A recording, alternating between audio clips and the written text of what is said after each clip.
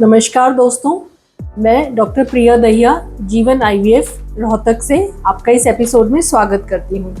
आज हम बात करेंगे फेलोपियन ट्यूब्स का बंद होना, उसके कारण और क्या फेलोपियन ट्यूब्स बंद होने पर प्रेगनेंसी होने के लिए हम क्या क्या उपाय कर सकते हैं। तो सबसे पहले हम बात करेंगे फेलोपियन ट्यूब्स और नली क्या होती हैं। फेलोपियन ट्यूब्स यूट्रस के बगल में दो ट्यूब्स या नली जैसे स्ट्रक्चर होते हैं जो अंडेदानी में बने हुए अंडे को यूट्रस तक लाने का काम करते हैं। तो इस तरह से ये ट्यूब किसी भी लेडी के लिए प्रेग्नेंट होने के लिए बहुत इम्पॉर्टेंट एक स्ट्रक्चर शरीर में होती है। फेलोपियन ट्यूब जब भी अंडा यहाँ पर बनता है, इस अंडे को ये छोटे छोटे फिंगर जैसे आप स्ट्रक्चर देख रहे हैं, फिंगर्स के थ्रू इस अंडे को पकड़ती है और ट्यूब के जरिए ये अंडा यूट्रस की तरफ आता है। और ट्यूब्स के अंदर ही फर्टिलाइजेशन यानी कि निषेचन की क्रिया जो है वो स्पर्म के शरीर में प्रवेश करने पर अंडा और शुक्राणु यहाँ बनते हैं। तो ये फर्टिलाइजेशन या निषेचन जो है ये ट्यूब के अंदर होता है और ये बना हुआ जो भ्रूण है ये वापस से आकर यूट्रस के अंदर चिपक जाता है और प्रेगनेंसी यूट्रस के अंदर शुरू हो जाती है। तो आप समझ गए होंगे कि ट्यूब हमारे शरीर में कितना इम्पॉर्टेंट स्ट्रक्चर है प्रेग्नेंट होने के लिए। अब हम बात करेंगे उन कंडीशंस में जब ये ट्यूब ब्लॉक हो जाती है। ये एक बहुत ही इम्पॉर्टेंट कारण है इनफर्टिलिटी का, प्रेग्नेंट ना होने का।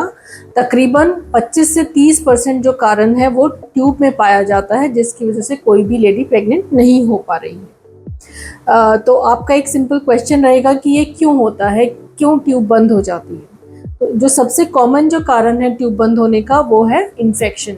शरीर में कोई भी इन्फेक्शन अगर लंबे समय तक बना हुआ है, इन्फेक्शन यानी कि यूट्रस में इन्फेक्शन जो ट्यूब तक पहुंच गया, अगर वो लंबे समय तक बना हुआ है और वो ट्यूब को डैमेज कर देता है तो उसकी वजह से ट्यूब ब्लॉक हो सकती है।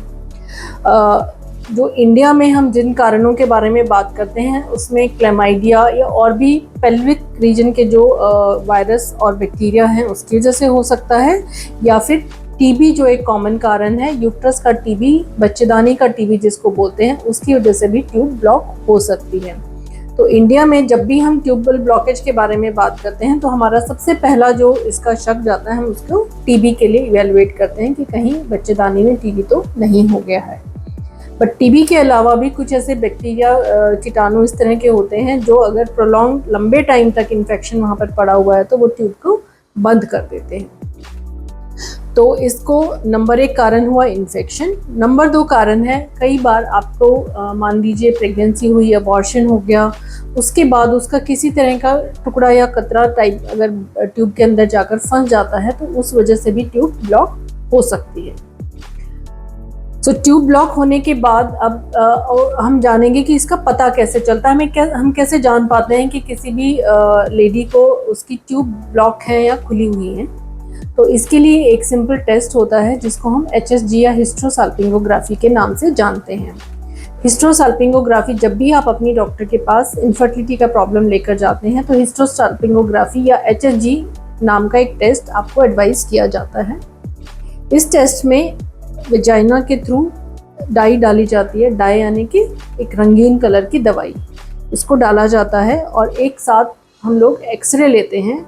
अगर ये दवाई ट्यूब के जरिए बाहर निकल आती है तो आपकी ट्यूब्स खुली हैं और ये हमें एक्सरे पर दिखाई दे जाता है।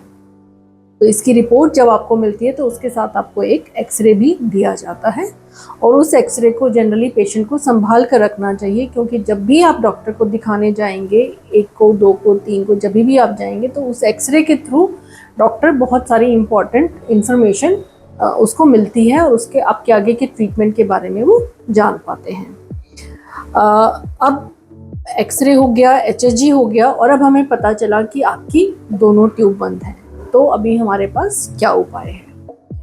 दोनों ट्यूब बंद होने पर मोस्ट ऑफ द केसेस, अधिकतर केसेस में IVF यानी कि इन विट्रो फर्टिलाइजेशन की ज़रूरत पड़ती है, क्योंकि इन विट्रो फर्टिलाइजेशन में हम अंडा और शुक्राणु शरीर से बाहर निकालकर उसको लैब में फर्टिलाइज करते हैं। तो जो काम शरीर में ट्यूब करने वाली थी उस काम को अब हमने अपनी लैब में किया है, यानी कि हमने ट्यूब के काम को बाईपास कर दिया है। तो ऐसे केसेस में जनरली हम लोग IVF की सलाह देते हैं। पर फिर भी आईवीएफ के लिए जाने से पहले मैं हमेशा मरीज को एक दूरबीन के टेस्ट की सलाह देती हूँ, ताकि हम उसको एक बार रीचेक कर सकें, हम दोबारा देख सकें कि वो ट्यूब बंद है तो बंद होने का कारण क्या है। क्योंकि दूरबीन डालने पर मुझे यूट्रस, उसके आसपास के स्ट्रक्चर, अंडाशय, ये सब मैं अपनी कैमरे के थ्रू अपनी आँखों से देख सकती हूँ।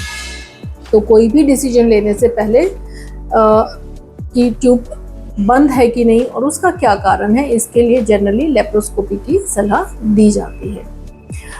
अगर दोनों ट्यूब बंद ना होकर एक ट्यूब बंद है तो उन कंडीशन में भी हम लोग लेप्रोस्कोपी के लिए सलाह देते हैं, ताकि नंबर 1 हम ये जान सकें कि वो ट्यूब एक्चुअली में बंद है, नंबर 2 उसका कारण क्या है, नंबर 3 अगर हम उस ट्यूब को किसी भी तरीके से लेप्रोस्कोपी के द्वारा खोल सकें तो वो चीज़ भी हम प्रोसीजर के दौरान ही कर लेते हैं। तो इन शॉर्ट, जब भी आपकी ट्यूब ब्लॉक है उसका कारण जानने के लिए और उसके ट्रीटमेंट ऑप्शन जानने के लिए लेप्रोस्कोपी यानी कि दूरबीन से द्वारा की गई जांच एक बहुत बड़ा इम्पॉर्टेंट स्टेप होता है।